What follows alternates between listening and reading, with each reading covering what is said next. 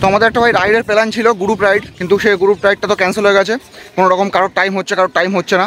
সেই জন্য ভাই হুট করে একটা প্ল্যান হয়েছে। তো কুইনকে বাড়ি থেকে চলে এসেছি, টিকিটটা হয়ে গেছে, হুট করে চলে এসেছি। তো চলো, পৃথিবীর সপ্তম আশ্চর্যের মধ্যে একটা আশ্চর্য সামনে আছে এই মুহূর্তে। চলো তোমাদের সেটাই দেখাবো আজকে। তাহলে চলো আজকে জার্নিটা আমাদের একদম শুরু থেকেই শুরু করা যাক। ওই প্ল্যানটা আজকে হুট করে হয়েছে, তো কুইনকে বাড়ি রেখে যেতে একটু কষ্ট হচ্ছে, তাহলেও কিছু করার নেই, যেতে হবে। তো চলো, টিকিট হয়ে গেছে, সো চলো যাই, ঘুরে আসি। তো বাড়ি থেকে বেরিয়ে একদম সোজা আমরা হাবড়া স্টেশনে পৌঁছে গেছি। এখন এখান থেকে আমরা সোজা যাবো শিয়ালদা। আর একদম কারেক্ট টাইম আমরা স্টেশনে চলে এসেছি, ট্রেনটা ঠিক ছাড়ার সময় হয়ে গেছে। তো চলো, ট্রেনটা ডিক করে যেতে শুরু করেছে। হাবড়া লোকাল একদম সঠিক টাইমে ছেড়েছে এবং আজকের জার্নি আমাদের এখান থেকে শুরু হচ্ছে। তাহলে চলো, ডিক করতে করতে আমরা শিয়ালদা অবধি পৌঁছাই। ভাই আমরা শিয়ালদা স্টেশনে চলে এসেছি। এরা ট্রেনটা ঘন্টা দেড়েক লাগিয়ে দিয়েছে। চলো ওটা নিয়ে আই। তো আমরা শিয়ালদা স্টেশনে চলে এসেছি। আর টাইম প্রায় এখন হয়েছে তোমার 3:24, মানে প্রায় পুরো 1 ঘন্টা 40 মিনিট লাগিয়ে দিয়েছে ট্রেন। কষ্ট হয়ে যাচ্ছে। তো চলো, এখান থেকে বাস ধরে সোজা যাবো হাওড়া স্টেশন। হাওড়া স্টেশন থেকে তারপর আবার দেখা হচ্ছে। চলো দে। শিয়ালদা স্টেশন থেকে বেরিয়ে আমাদের মধ্যে তর্কাতর্ক করছিল যে আমরা বাস স্ট্যান্ডে যাবো নাকি ব্রিজের মাথায় যাবো। তো ফাইনালি ডিসাইড হলে আমরা বাস স্ট্যান্ডের দিকে যাচ্ছি। তো যে ভিড় দেখছি, আমার বাসও দেখছি অনেক লেট। তো এত লেট না করে আমরা ট্যাক্সি নিয়ে নিয়েছি। তো দুজনে যাচ্ছি, কাকু আরেকজন দেখছে পায় নাকি। তো চলো ট্যাক্সিতে করে বেরিয়ে হাওড়া, তাহলে আমরা পৌঁছাবো ভালোভাবে, তাড়াতাড়ি পৌঁছাবো এবং ভালোভাবে যেতে পারবো শান্তিতে। এমনিতে ট্রেনটা অনেক লেট করেছে, কষ্ট হয়ে গেছে। তো চলো ট্যাক্সি নিয়ে নিয়েছি, ট্যাক্সিতে করেই যাই আমরা হাওড়ায়। আর হাওড়ায় গিয়ে তারপর আমাদের তোমাদের সাথে দেখা হচ্ছে। তাহলে চলো, আমাদের নেক্সট স্টপ হচ্ছে হাওড়া স্টেশন। তাহলে চলো হাওড়ায় গিয়ে আবার দেখা হচ্ছে। সো ফাইনালি আমরা হাওড়া স্টেশন চলে এসেছি। আর আসতে খুব বেশি সময় লাগেনি। এসে মোটামুটি আমাদের জল টল কিনে সব কিছু রেডি করে এই ধরো 20 মিনিট মতন ওয়েট করলাম। ট্রেন দিয়ে দিয়েছে। ধরো প্ল্যাটফর্মে যাই, ট্রেন আমাদের কোচে আগে উঠে তারপর তোমাদের সাথে কথা হচ্ছে। তো এই হচ্ছে আমাদের বাহন আজকে, যে আমাদের গন্তব্যস্থলের দিকে নিয়ে যাবে। Howrah to Agra express 20-9-75 train নাম্বারটা। যদিও আমাদের কলকাতা থেকে আসার করা ছিল অনন্য এক্সপ্রেসে, সেটার ট্রেন টিকিটটা আমরা পাইনি, সেই জন্য এটাই হাওড়া থেকে নিতে হচ্ছে। মানে এটা থার্ড এসিতে যাচ্ছি, কারণ ভাই গরমের মধ্যে কমফর্টেবল জার্নি না হলে গিয়ে ভাই ঘুরে মজা আসবে না। সো আমরা থার্ড এসি নিয়ে নিয়েছি এবং চলো এখান থেকে পুরো জার্নিটা তোমাদের সাথে শেয়ার করতে চলেছি। হাওড়া থেকে ট্রেনটা ঠিক টাইমে ছেড়েছে। তো তোমরা চেষ্টা করবে, যদি কখনো এদিকে যাওয়ার ইচ্ছা হয়, আগ্রাতে যাওয়ার ইচ্ছা বা ইউপিতে যাওয়ার ইচ্ছা হয়, তাহলে চেষ্টা করবে যে কলকাতা থেকে ট্রেনটা নেওয়ার। কারণ হাওড়া থেকে ট্রেনটা নিলে একটু কষ্ট হয়ে যাবে। তো ট্রেনে উঠে হাগরের মতন খাওয়া শুরু করে দিয়েছি। তো ট্রেনটা যেহেতু ছেড়েছে 5:45-এর দিকে, মানে সন্ধ্যার দিকে, তো উঠে এদিক ওদিক ঘুরে এসির মধ্যে কোনো খাবার দাবার দেখছি না উঠছে।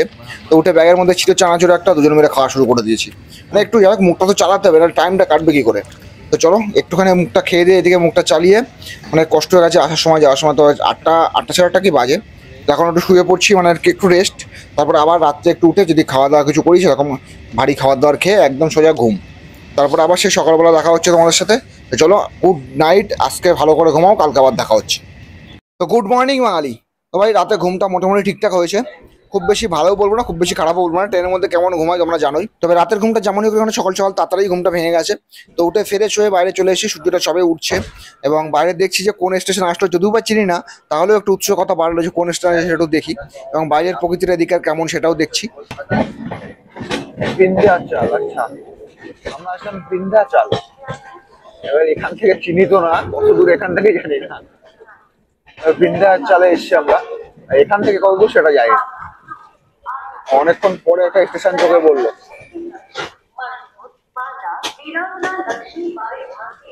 তো সেই বিন্ধ্যাচল স্টেশনটা পার করার পর বেশ কয়েক ঘন্টার দিক শুয়ে বসে কাটিয়ে এদিকে জঙ্গলের মধ্যে পাহাড় টাহাড় দেখে, মাটির স্তূপ এবং এই ঝিল টিল দেখে, জঙ্গলের মধ্যে নীলগাই ময়ূর উঠতে দেখে আমাদের খিদে পেয়ে গেছে। তো ভাই বসে বসে আর টাইম কাটছে না।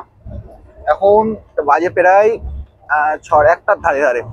ও সকাল থেকে বসেই আছি। ট্রেন নামে সন্ধ্যা 7টায়। ও আর হ্যাঁ, তোমাদের তো বলা হয়নি আমরা কোথায় যাচ্ছি। তো আমরা যাবো হচ্ছে কাটরা, কিন্তু এখন আমরা যাচ্ছি আগ্রা। আগ্রা থেকে নামবো, আগ্রা থেকে তারপর আমরা যাবো কাটরা। এখন আমাদের স্টপ হচ্ছে আগ্রা। আগ্রা থেকে নামবো, ওখান থেকে দাদা যাবে, দাদার সাথে উঠে তারপর আমরা যাবো কাটরা।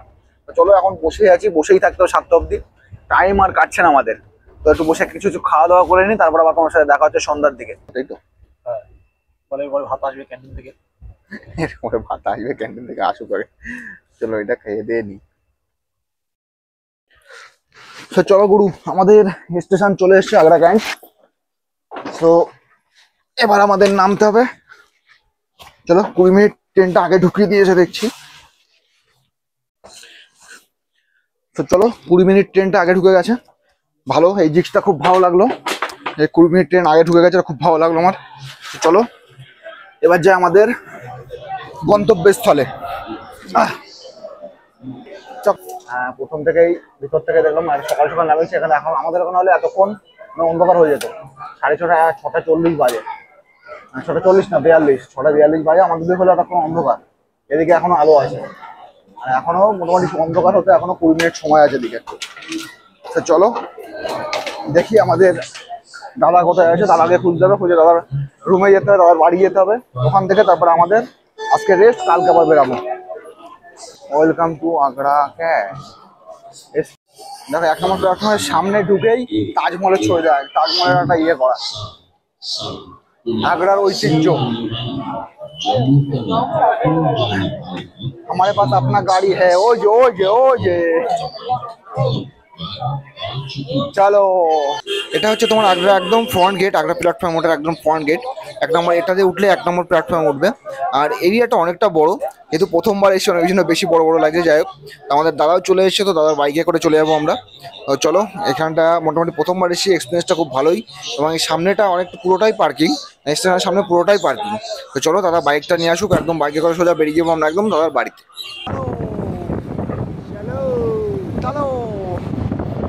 তো স্টেশন থেকে আমরা বেরিয়ে গেছি এবং আমরা দাদার বাইকে করে 3 জন উঠে পেরেছি। দাদার ইলেকট্রিক ভাইকেলে উঠে পড়েছি 3 জনই। অটোতে বলেছিলাম কিন্তু অটো ভাড়া অনেক বেশি চাইছে, সেজন্য দাদা বলছে চল আমার সাথেই চল। তো 3 জনেই বেরিয়ে পড়েছি দাদার বাড়ির দিকে। তো চলো আজকে দাদার বাড়িতে এবং কালকে সকালবেলা তোমাদের তাজমহলে নিয়ে যাবো, চলো। সো নমস্কার বাঙালি। তো ভাই আমার কুইনকে বাড়ি দেখে চলে এসেছি আমরা একটা ছোট্ট ট্রিপে। তো যেহেতু বলেছিলাম যে আমাদের একটা রাইডিং প্ল্যান ছিল, সেই রাইডিং প্ল্যানটা ক্যান্সেল হয়ে গেছে। তো সেই জন্য হাতের নাগালে ছিল এটা, সেই জন্যই হুট করে প্ল্যান হয়েছে, মানে হুট করে টিকিট কেটে চলে এসেছি দাদার বাড়িতে। তো চলো, আগ্রা যখন এসেছি, আগ্রার ঐতিহ্য তাজমহলে তো ঘুরতেই যেতে হয়। তো চলো, আমরা এখন পার্কিং এর সামনে আছি এবং এখান থেকে মাত্র 1 কিলোমিটার দূরে তাজমহল। তো চলো কিভাবে যাবে না যাবে সেটা দেখিয়ে দিই। এটা হচ্ছে তোমার পার্কিং পুরোটা, আর এই হচ্ছে তোমার অনলাইন টিকিট সেন্টার। এখান থেকে বেরিয়েই সোজা গিয়ে বাঁদিকে যেতে হবে তোমাদের। বাঁদিকে গেলে তাজমহল এখান থেকে 1 কিলোমিটার হেঁটে হেঁটে যেতে হবে। তো আমরা একদম গেটের সামনে চলে এসেছি, 1 কিলোমিটার বলে হেঁটে চলে এসেছি। যদি তোমরা চাও তো অনেক রকম গাড়ির ব্যবস্থা আছে, গাড়িতে করেও চলে আসতে পারো। এবং ঠিক এই গেটের সামনে ঢুকতেই ঠিক ডান দিকে তোমার হচ্ছে অফলাইন টিকিট কাউন্টার। ওখান থেকে কাটলে অনলাইন কাটতে হতো পার্কিং এর ওখান থেকে, এবং এখানে আসলে তোমরা অফলাইনে কাটতে পারবে, ক্যাশ দিয়ে টিকিটটা কেটে নিতে পারবে। তো চলো সেই ব্যবস্থাও দেখিয়ে দিচ্ছি এবং কত করে টিকিট কি বৃত্তান্ত সবগুলো দেখিয়ে দিচ্ছি তোমাদের। সো যেহেতু আমরা অফলাইন টিকিট কেটেছি, অফলাইনে টিকিট কাটলে একটা স্লিপ এবং 3টে কয়েন, মানে আমাদের 3 জনের জন্য 3টে কয়েন মতন, অনেকটা মেট্রোর মতন ভালো করে দেখিয়ে দিচ্ছি আমি। তো এই 3টে কয়েন দেবে 50 টাকা, ইন্ডিয়ান সিটির জন্য 50 টাকা এগুলো। এবং এই 50 টাকা দিয়ে তোমরা হচ্ছে ভেতরে এন্ট্রি নেবে, পুরোটা ঘুরতে পারবে তো এই কয়েনগুলো দিয়েই। এবং ভেতরে যদি যাও তাহলে ভেতরে আর একটা জিনিস আছে, সেটা পরে বলছি আমি। চলো ভেতরে গিয়ে। ভাই ভেতরে কিচ্ছু নিয়ে যেতে দেবে না, আমি যা নিয়ে এসেছিলাম ব্যাগ থেকে যা যা ছিল সব ভেতরে বাইরে লকার রুমে রেখে আসতে হয়েছে, কিচ্ছু নিতে দেয়নি। চলো খালি হাতে যেতে হচ্ছে, মাইক টাইক ট্রাইপড ব্যাগ কিচ্ছু নিতে দেয়নি, এমনকি পাওয়ার ব্যাংকটা সব আমার বাইরে লকার রুমে জমা করতে হয়েছে। জমা করে ভেতরে যাচ্ছি, চলো। মানে এখান থেকে ঢুকে লকার রুম থেকে তুমি চেকিং করেছো সোজা ভেতরে, এই হচ্ছে তোমার ভেতরের প্রথমে ঢুকেই এন্ট্রি হচ্ছে এটা। সাউন্ডটা হয়তো একটু কম আসছে, কারণ মাইকটা যেহেতু নিয়ে আসতে পারিনি, তো ডাইরেক্ট তোমার ক্যামেরা মাইক থেকে আসছে, ওই জন্য একটু সাউন্ড কম আসছে। তো আমরা তো শুধু তাজমহলটাই দেখি, কিন্তু তাজমহলটা হচ্ছে এই যে বিল্ডিংটার পেছনে, আর এটা হচ্ছে সামনের গেট। তো আমরা শুধু তাজমহলটা দেখি কিন্তু ভিডিওতে সব কিছুতে। আর এখানে হচ্ছে মেন গেট হচ্ছে এইটা, এখান থেকে ভেতরে যেতে হবে, ওই ভেতর থেকে যেতে হবে আমাদের। আর এইখানে ঢুকেই যে ঢোকার সাথে সাথে যে নজরাটা দেখবে সেটা একদম কিন্তু ব্যাপক সুন্দর। এই হচ্ছে তোমার শুরুতেই যে দেখতে লাগছে সেই দৃশ্যটা দেখো, এখান থেকে ঢুকেই মানে গেট থেকে ঢুকেই একটা সবুজ সুন্দর একটা বিল্ডিং, প্রচণ্ড সুন্দর। মানে আমরা শুধু দেখি তাজমহলটাই, কিন্তু এইগুলো কিন্তু খুব একটা চোখে পড়ে না ফটোতে ভিডিওতে। এই হচ্ছে পুরো সামনের গেট, একদম মানে ঢোকার মুখের গেট, এখান থেকে আমাদের ভেতরে ঢুকতে হবে। এই হচ্ছে মুখে একদম মানে গেট থেকে এসে এই হচ্ছে তোমার মুখের গেটটা। আর গেটটা সত্যি হিউজ, একদম ব্যাপক বড়, আর মানে সুন্দর, সত্যিই সুন্দর। তাজমহল যে বানিয়েছে সত্যি ভেবে চিনতে বানিয়েছে ভাই। এখান থেকে তোকে ঝলক দেখা যাচ্ছে, ভেতরে সাদা চকচক চকচক করছে। পৃথিবীর 7ম আশ্চর্যের একটা। আগ্রা এসছি ভাই, তাজমহলে যাবো না তাই কখনো হয়। আর এর সৌন্দর্যটা ভাই সত্যি একদম মুগ্ধ করা সৌন্দর্যটা, চারিদিকে এত সুন্দর পরিবেশ, একদম মানে সত্যি প্রকৃতি প্রেমীদের সুন্দর লাগবে। তো চলো আমরা ভেতরে চলে এসেছি, এবং এই গেট থেকে নামতেই একটা যে ফিল আসবে, সত্যি ফিলটা ব্যাপক ফিল। তো চলো, প্রচন্ড সুন্দর জায়গাটা। এবং আমরা এখান থেকে ঘুরে একটু মানে এদিক ওদিক দেখলাম, যে মানে একটু পুরনো হয়ে গেছে বিল্ডিং গুলো যদিও বা, কিন্তু মেনটেন রেখেছে এত সুন্দর যে এর উপরে নকশাগুলো এখনো স্পষ্টভাবে বোঝা যাচ্ছে। আর এই যে সিনটা দেখছো একদম ফ্রন্টে, এই সিনারিটা আমরা অনেকে কিন্তু ফটোতে দেখেছি অথবা কোনো ভিডিওতে দেখেছি, আজকে একদম ফেস টু ফেস দেখতে পাচ্ছি, এত সুন্দর লাগছে কি বলবো। এটা হচ্ছে তোমার এখান থেকে একদম ফ্রন্টের গেটটা, যে গেটটা দিয়ে আমরা ঢুকেছি, মানে অনেকটা ক্লিয়ার মতো লাগছে অনেকটা। আর যদি একটু দিক দিয়ে ঘোরো, একদম প্রকৃতিটা সত্যি খুব সুন্দর, চারিদিকে সবুজ এবং গাছপালা, লোকজন, মানে ব্যাপক পরিবেশ একটা। এবং তার সামনে এই যে তাজমহলটা, এখান থেকে একদম সরাসরি উপর থেকে দেখা যাচ্ছে এবং ওখানে বসার জায়গাও আছে। তো এখানটায় মানুষ আসছে, ছবি তুলছে।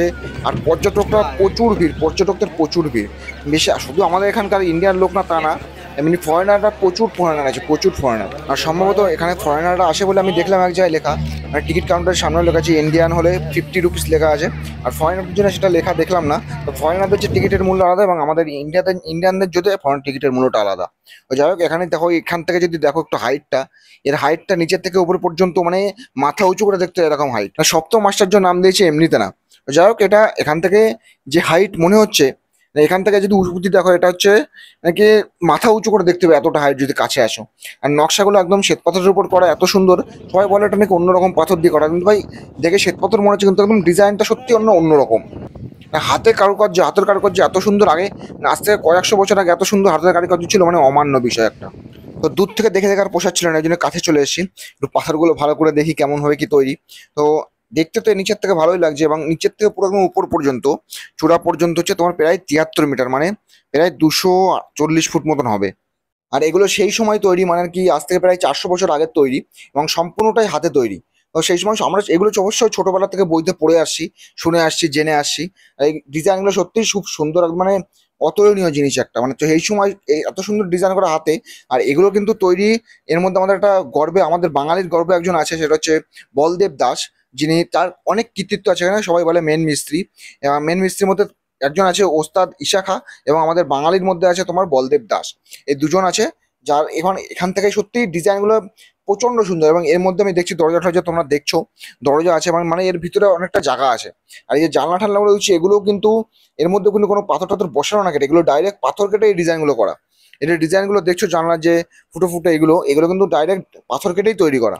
এবং এত সুন্দর একটা আর্কিটেকচার আজ থেকে 400 বছর আগে, মানে 1632 সালে শুরু হয়েছিল এবং 1648-এ শেষ। আর এই যে গম্বুজগুলো আছে, মানে চারকোনায় যে 4টে গম্বুজ, সেগুলো প্রায় 50 মিটার, মানে সেগুলো প্রায় 100 ফুটের উপরে। আর এই সম্ভব হচ্ছে সম্পূর্ণটা এই হচ্ছে তোমার যমুনা নদীর জন্য। কারণ যমুনা নদীর মানে উপর থেকে এই পাথরগুলো বয়ে নিয়ে আসে, মানে পাথরগুলো কোনোভাবে নিয়ে এসছে এবং সেটাই এখান থেকে খাড়া করেছে। আর যমুনা নদীর ঠিক এই যে উল্টো দিকেও যে দেখা যাচ্ছে লাল লাল, ওটা হচ্ছে তোমার আকবরের তৈরি করা লাল কিলা। আর এখানেই মমতাজের শাহজাহানকে ওখানে বন্দি করে রেখেছিল, এবং সে ওখান থেকেই তাজমহলের দিক তাকিয়ে তার স্ত্রীর সব স্মৃতিগুলো আর কি মনে করতো। এটাই হচ্ছে মান্যতা। আর এর মানে তাজমহল ঠিক পাশ দিয়ে আর একটা, মানে এই সাইডে বাঁদিকে যেরকম আছে সেরকম বা ডান দিকেও আছে, মানে গম্বুজ টাইপের যেরকম, এগুলো নাকি সৈন্য থাকতো সবাই বলে। তো চলো এদিক থেকে আমরা ঘুরে একটু ডান দিকের দিকে যাই, কারণ এদিকে রোদ্দুর পড়েছে বেশি, আর এদিকটায় ভিড়ও বেশি। তো আমরা এর পেছন থেকে যে রাস্তা আছে, এই রাস্তার দিকে ওইদিকে একটু যাই, গিয়ে দেখি কি কি আছে ওদিকে। তো এটা হচ্ছে তাজমহলের আমরা প্রথমে বাদিক গেছিলাম, হচ্ছে ডান দিকের গম্বুজটা। তো ওটাই ব্যাপক রোদ্দুর ছিল, ওই জন্য যাইনি। এটা রোদ্দুরটা কম আছে ওই জন্য এদিকে, আর ভিড়টাও কম আছে ওই জন্য এদিকে এসেছি। তাহলে এটা ভিতরটাও দেখি কি কি আছে। এগুলো কিন্তু এই কারিগরি কিন্তু পাথরের উপরেই নাকি?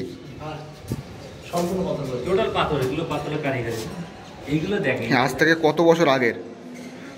এখন তো কত মেশিন হয়ে গেছে, এই তো মেশিন ছাড়াই একদম হাতে করে এত সুন্দর কারিগরি করা, তাও পাথরের উপর। তো দেখো এর নকশাটাও কিন্তু ব্যাপক সুন্দর। আর এর যে এই ডিজাইনটা মিডিলের, এই ডিজাইনটা আর তোমার হচ্ছে এই তাজমহলের একদম মিডিলের এই ডিজাইনটা, দুটো কিন্তু অনেকটাই সেম। শুধু এর যে কারুকার্যটা করা, সেই কারুকার্যটা তাজমহলে নেই। আর এটা কিন্তু একদম সেম টু সেম। এটা কিন্তু হেভি লাগছে, এই ডিজাইনটা হেভি লাগছে মিডিলে, দেখেছি।